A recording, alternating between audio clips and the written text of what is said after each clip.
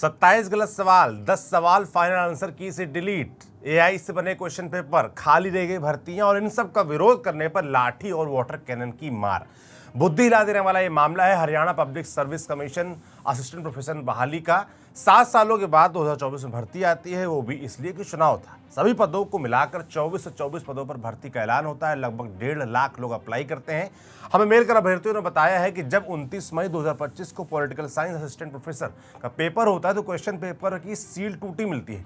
1 जून 2025 को भी Hindi assistant professor exam में पेपर की टूटी सील के आरोप लगते हैं और तो और 27 सवाल गलत पाए जाते हैं। इकोनॉमिक्स के एग्जाम में तो गजब ही हो जाता है। आरोप लग रहा है कि हरियाणा सरकार चैट जीपीटी से सवाल तैयार कराती है, जिसको खुद क्रॉस वेरीफाई करके अभ्यर्थियों ने हमें मेल के जरिए भेजा है। मामले का भारी विरोध होता है। बाद में संघ ये भी मानता है कि कुछ हिंदी के पेपर सील पैकेजिंग के दौरान गलती से टूट गए होंगे, लिहाजा हिंदी का पेपर रद्द किया जाता है। विवाद यही नहीं खत्म होता। 8 जून 2025 को हुए ज्योग्राफी के पेपर में आंसर की को चैलेंज करने के बाद जब फाइनल आंसर की आई तो 10 सवाल ही गायब कर दिए गए। आरोप है कि आंसर की में 6 सवाल ऐसे थे जिनका आंसर गलत बताया गया।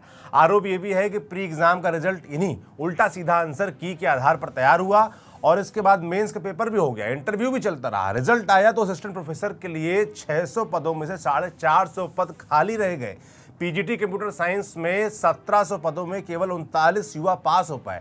आलम यह है कि इसमें कई गोल्ड मेडलिस्ट बच्चे तक फेल हुए बैठे हैं। इसी की लड़ाई अब छात्र कोर्ट से लेकर सड़क तक लड़ रहे हैं। 17 फरवरी को अभ्यर्थी एक बार फिर पंचकुला में एचपीएससी के दफ्तर को घेरने पहुंचे। यहां भी हाथ आया पुलिस का फेंका पानी, माने वाटर कैनन के थपेड़े, पर नहीं मिल रहा है तो न्याय। मतलब इतने गंभीर आरोपों पर सरकार चुप कैसे रह सकती है। हमारी अपील है हरियाणा की नायब सैनिक सरकार और एचपीएससी के जिम्मेदारों से कि उनको छात्रों की सुननी चाहिए, उनको इंसाफ दिलाना चाहिए, ना कि उन पर पानी फिकवा कर पुलिस को ढाल बनाकर मामला ऐसे निपटाना चाहिए। बाकी आप ऐसे मुद्दे हमें लगातार भेजते रहिए mailmudda.np@gmail.com पर। शुक्रिया।